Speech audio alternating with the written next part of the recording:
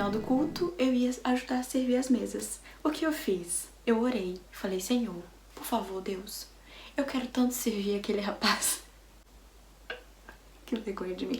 Eu quero tanto servir aquela família, por favor, deixa eu servir. Faz a irmã me mandar pra aquele lado, porque tava dividido em filas e cada um ia pra uma fila, tinha mais jovens. A probabilidade de eu ficar ali era mínima, mas eu, Deus, por favor, pra onde a irmã me manda? A irmã me mandou pra lá e eu fui servir com toda a alegria. Então as primeiras palavras que eu falei com esse rapaz foi, com licença. E coloquei o pratinho. Depois fui recolher os pratos e meu coração ficou muito acelerado, foi muito estranho. Mas tá bom, passou o dia 15. Dia 16, desci na praia de novo, perto do farol. Tava lindo o pôr do sol. E liguei pro meu amigo. E falei com ele o que tinha acontecido e que eu não queria me arrepender. E provavelmente seria um arrependimento mútuo, né? Se eu me arrependesse, muito provavelmente ele ia se arrepender também. Então, eu não ia rolar, não ia dar certo. E pronto. Era isso, a gente poderia continuar amigos, mas não ia dar certo. Na semana que eu tava orando, pra saber se era o meu amigo ou não, eu gravei uma música pro canal, aquela não tenha sobre ti um só cuidado, qualquer que seja. E tem uma parte que fala, não temas quando enfim tiveres que tomar decisão. Depois da praia eu ouvi essa música. E quando eu ouvi essa parte, não temas quando enfim tiveres que tomar decisão, foi que eu entendi que era não mesmo. E que eu tinha que tomar essa decisão mesmo que eu não soubesse do futuro.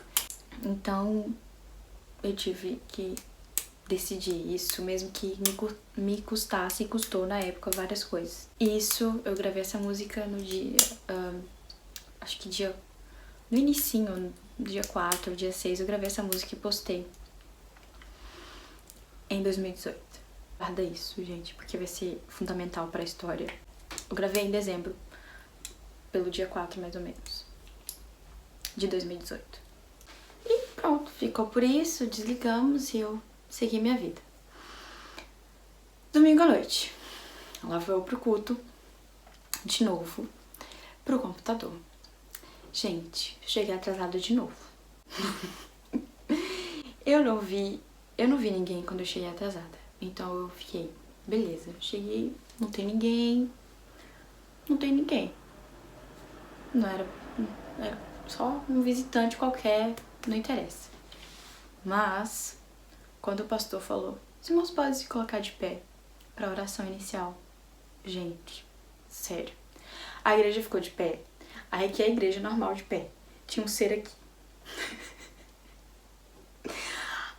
Todo mundo ficou de pé normal e eu vi um rapaz levantando a mais assim. Eu falei, não acredito que o rapaz de preto tá aqui de novo, Senhor. Senhor, como é que o rapaz de preto tá aqui de novo? Jesus, Senhor, o que eu faço?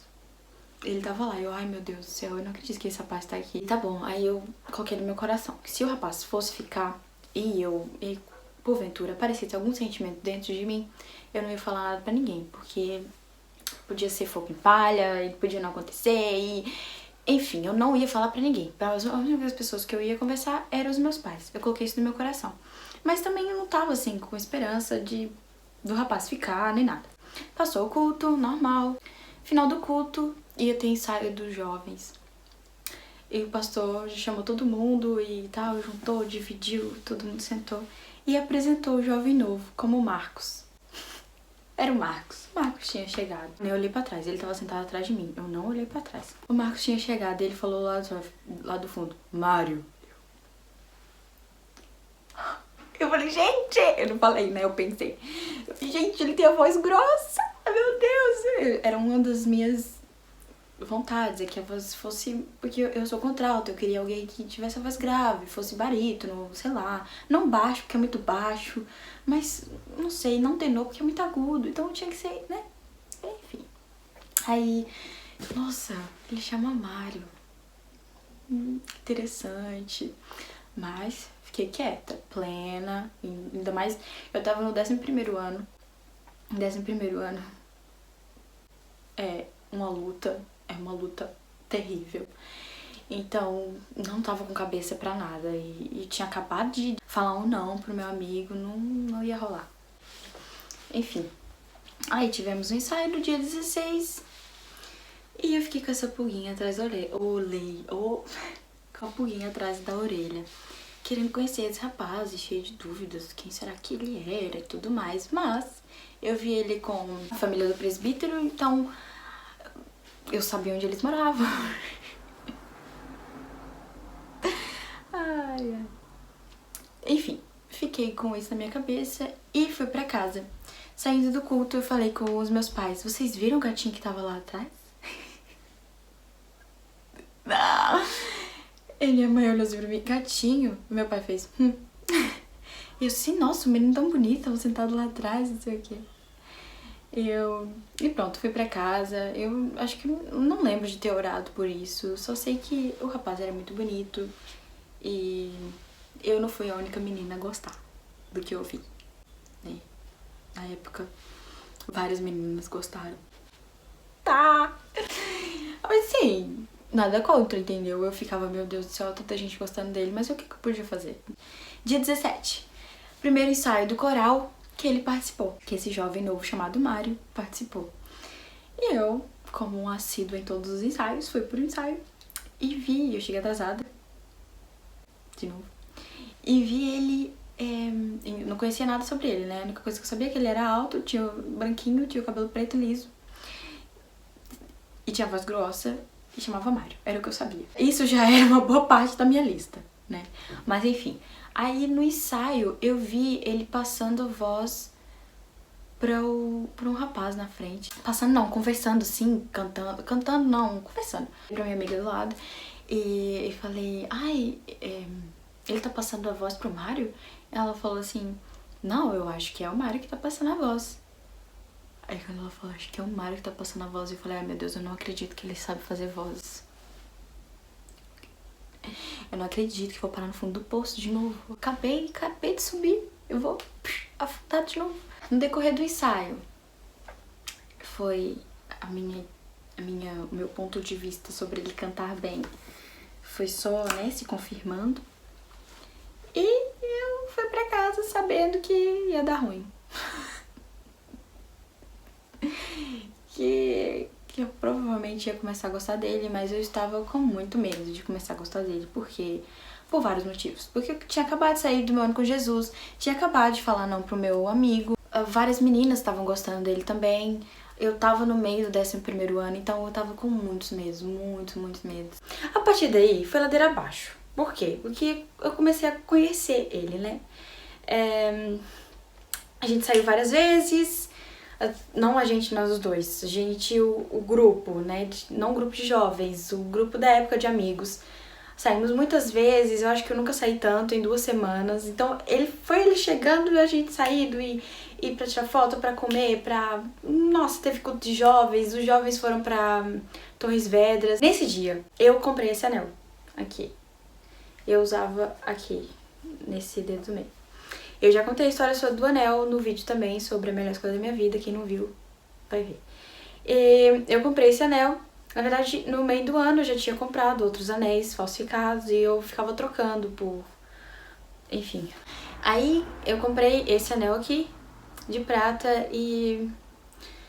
mais uma vez orei por anel e disse... Oficializei de novo, falando que era simbolizando meu relacionamento com Deus e que era pra dar certo o meu próximo gostar de alguém. Não era pra ser só gostar, era pra ser gostar pra alguma coisa, não era um gostar aleatório. Então, era isso que eu pedia a Deus. E eu tava começando a gostar desse rapaz que talvez cantava. Que nessa viagem de Torres Vedras eu vi que ele cantava. Enfim, nessa viagem também, eu comprei o anel nesse mesmo dia, acho que foi dia 27 de dezembro, por aí. A gente não tinha saído ainda, é verdade, não tinha saído ainda. O grupinho, né? Mas, enfim, fomos pra Torres Vedras, a gente conversou dentro do autocarro, a minha impressão dele foi engraçada. Acho que numa conversa eu falei que eu tinha visto ele com o pai dele, ele olhou pra minha cara bem sério e disse: meu tio. Eu vi que ele era um rapaz muito simpático, muito amigável. acabou esse dia de Torres Vedras e eu fiquei, Senhor, eu vou gostar desse menino, não é possível, não pode ser, ele tem muita coisa que eu quero, não sei. Comecei a ficar mais preocupada. E foi passando o tempo, a gente foi saindo e não sei o que. Entrou janeiro de 2019 e eu vi que não dava pra eu gostar dele. Não dava, eu não podia, eu já tava gostando dele já, em janeiro eu já estava gostando dele. Mas não dava pra eu gostar dele, não dava. Eu tava no secundário, tava acabando no secundário. Tinha amigas que gostavam dele. Não dava, eu não podia. E depois aquele, onde eu tava, o meio que eu tava, me contaminava. Tava horrível. Então eu comecei a me retrair e me fechar muito. E olha, eu decidi me afastar de todo mundo pra, não sei, sabe, pra me libertar um pouco do meio que eu tava.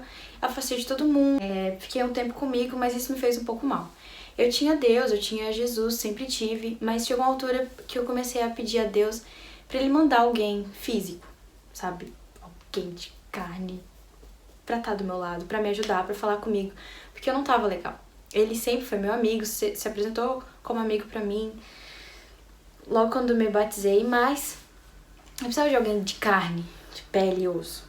Então, quando eu tava bem no fundo do poço, já super apaixonada por ele, porque, entretanto, ele entrou no grupo de louvor, eu vi que ele cantava, dividia a voz super bem, era super chato com tudo. E isso me cativa, não sei porquê, mas enfim. Tudo, fui conhecendo, quanto mais eu conhecia, mais via ele de longe, mais eu gostava. E em junho eu já tava no fundo do poço. E eu já não... Junho, fundo do poço, de todas as maneiras. E depois eu não me achava suficiente pra ele, porque ele falava inglês fluentemente, tava aprendendo francês e eu mal sabia falar inglês. E eu ficava, meu Deus, eu não sou suficiente, eu não vou conseguir. Eu pesquisava no YouTube como conquistar o amor da sua vida. Não encontrava nada. Como ser notada. Eu pesquisava tudo e nada dava certo. E sempre me diziam, espera. Eu não queria esperar, eu queria que acontecesse alguma coisa. Eu não queria namorar com ele, mas eu queria que ele gostasse de mim, pelo menos. Aí tá bom. Em junho, que eu estava mesmo... Socorro!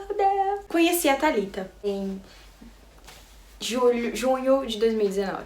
E ela me ajudou demais. Eu tive uma tarde conversando com ela, mas foi uma tarde libertadora.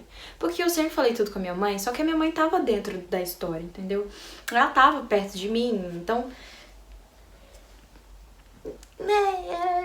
não tinha muito o que ela dizer, era aquilo, era tudo a mesma coisa no mesmo dia. Eu precisava de um ponto de vista de pessoas de fora, e a Thalita era essa pessoa de fora. Então eu contei pra ela tudo do que tinha acontecido, o ano todo, o quanto eu gostava dele, mas não conseguia conhecer ele, porque a gente não dava pra passarmos tempo juntos, não tinha como, eu não queria dar em cima. Enfim, contei toda a bagunça que tava na minha vida pra ela, e nessa altura ela me ajudou demais. Demais. Deus usou ela pra pegar minha autoestima que tava lá no fundo do poço, pegou, colocou um pouquinho mais pra cima. Ela começou a me mostrar que existia a Agatha ainda ali dentro. Em 2018, quando eu passei tempo com Deus, eu descobri a Agatha. E eu escondi a Agatha nos primeiros 6 meses de 2019, porque não sei porquê. Eu escondi. Não quis mostrar porque, não sei. Vários motivos que talvez nunca virão à tona. E, enfim, ela começou a dizer que eu tinha que sim ser eu, sem medo de julgamento, sem medo do que as pessoas iam pensar, que eu podia ser eu. E foi isso que eu comecei a fazer. Eu já estava afastada de todo mundo da época, já tinha me afastado de um monte de gente, tava meio sem amigos, entre aspas, né? Tinha amigos, mas eu tava muito afastada, já não saía tanto assim, ficava mais com os meus pais no final do culto. Então ela falou pra eu ser eu. E eu comecei a ser eu. Comecei a renascer de novo. E foi nessa altura que consegui ter amizade também com o menino novo de dezembro, o Mário.